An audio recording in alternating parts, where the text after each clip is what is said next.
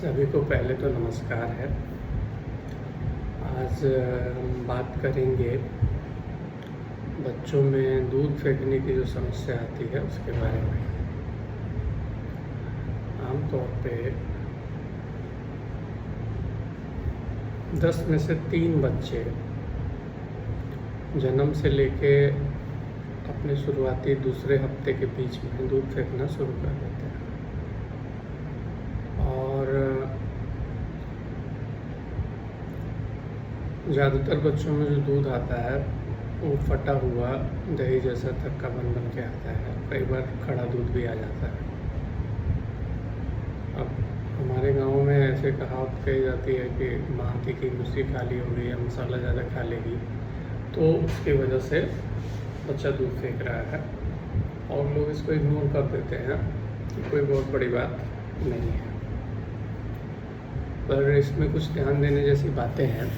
जैसे सबसे पहले तो ये ध्यान देना है कि जो दूध आ रहा है वो हरा नहीं होना चाहिए। अगर हरा दूध है तो वो पहचान है कि अंदर आंत में कहीं रुकावट है और इसकी वजह से दूध वापस आ रहा है।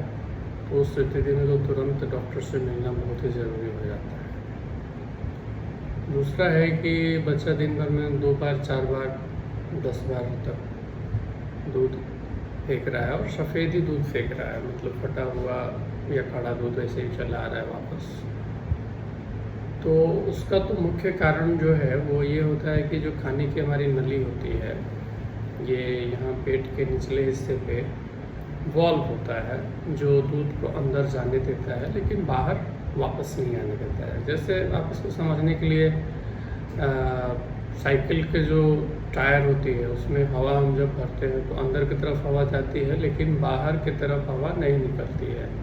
लेकिन वही अगर साइकिल के ट्यूब की वॉल ट्यूब कट जाए, वॉल्व कट जाए उसकी, तो क्या होगा, हवा आप सुबह भरेंगे और शाम तक धीरे धीरे वापस आ जाएगा। ठीक उसी तरीके से अगर ये हमारे खाने की नली के निचले हिस्से के जो वॉल्व है, एलियस वॉल्व कहा जाता है इसके, लोअर एसोफेगियल स्फिंक्टर, ये अगर पूरी तरह से फंक्शनल नहीं है तो बच्चा दूध पिएगा और थोड़ा या कम या ज़्यादा मात्रा में इसको बाहर निकाल देगा। अब ये बच्चे जो दूध फेंकना एक बार शुरू करते हैं अमूमन 8वें-9वें महीने तक दूध फेंकते हैं। उसके बाद धीरे धीरे जैसे बच्चे खाना शुरू कर देते हैं तो ये दूध फेंकना कम हो जाता है।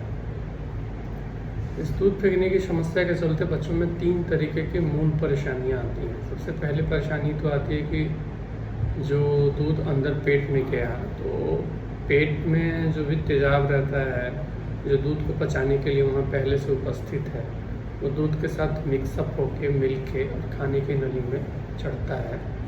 तो खाने की नली तेजाब सहने के लिए तो बनी नहीं होती है, उसमें जलन पैदा होती है जिसकी वजह से बच्चा कहरेगा, मुंह लाल करेगा, ऐंठेगा शरीर को, बदन तोड़ेगा और कई बार तो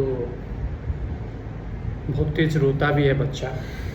साथ में दूध पीने के टाइम में बच्चा गर्दन पीछे की तरफ करके भागेगा, तुरंत दूध नहीं पकड़ेगा।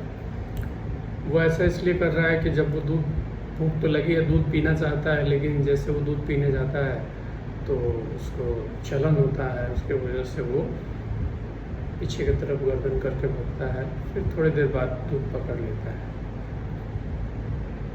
दूसरी परेशानी, जब दूध फेंकता है तो उसे पता नहीं है कि मुंह से फेंकना है, नाक से फेंकना है। नाक से भी दूध चला आता है फोर्स के साथ और वो नाक के पिछले हिस्से को जाम कर देता है जिसकी वजह से गड़गड़ाहट की आवाज़ आने लगती है। कई बार माएँ इसकी वजह से कंफ्यूज हो जाती हैं कि हमारे बच्चे को कफ तो नहीं बन गया है, देख लिया जाए। तीसरा होता है कि दूध अगर बच्चा मान लीजिए लेटे लेटे फेंक रहा है और वो दूध उसके गले से होते हुए फेफड़े तक चला जाए तो एस्पिरेशनल निमोनिया होने के चांसेस हो जाते हैं। इनसे बचने के लिए हमें बच्चों को सबसे पहले तो दूध पिलाने के बाद खड़ा कंधा पे रख के और बर्पिंग करनी चाहिए, उनकी पीठ को थपथपानी चाहिए तब तक जब तक कि बच्चा डकार ना ले ले या एक आध उल्टी ना कर ले। खड़ा पोजीशन में उल्टी करा देने से बच्चे में जो होने वाली ये परेशानियां हैं उल्टी की वजह से वो कम होती हैं। दूसरा, बच्चा डकार ले लिया, उसके बाद हमें सुलाना है तो बच्चे को हमेशा टिल्ट पोजीशन में सुलाइए। 45 डिग्री गर्दन ऊंचा रहे, ऐसे कमर नीचे, तकिया से ऊंचा ना करिए उसको।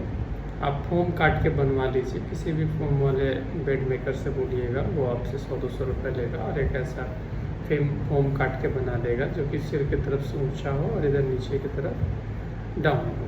तो इस पोजीशन में इसको बाएं करवट लेटा के रखने से दूध अगर फेंकता भी है तो वो मुंह से बाहर हो जाता है, नाक में फेफड़े में जाने का डर नहीं रहता है और जल्दी पच जाता है दूध बाएं करवट रखने से। इसके अलावा ये ध्यान रखने वाली बात है कि बच्चे को एक बार में एक ही छाती का दूध पिलाएं, दूसरी बार में दूसरी छाती का दूध पिलाएं, दोनों छाती का दूध एक साथ ना पिलाएं। वो इसलिए किया जाता है कि बच्चा ओवर फीडिंग ना कर ले, ज़्यादा दूध ना पी ले, ये भी एक कारण होता है दूध फेंकने का। तो ये तीनों उपाय हमें 8 महीने तक करने होते हैं। उपाय करने से बच्चा दूध तो फेंकेगा, लेकिन दूध फेंकने से होने वाली परेशानियों से बचा जाएगा। अगर उपाय नहीं करते हैं तो दूध भी फेंकेगा और उससे होने वाली परेशानियाँ भी झेलनी पड़ेंगी। अगर इन सब प्रक्रिया में दूध फेंकने के दौरान बच्चे का वजन नहीं बढ़ रहा है तो ये अपने आप में गंभीर समस्या है। ऐसे बच्चों में बेहद जांच की ज़रूरत होती है। इसमें दवाएं बहुत सारी नहीं चलती हैं, कुछ एक दवाएं हैं जो 30, 40, 45 दिन तक हार्डली चलाई जाती है, फिर उसे बंद कर दिया जाता है और ज़रूरत के हिसाब से बीच में दिया जाता है।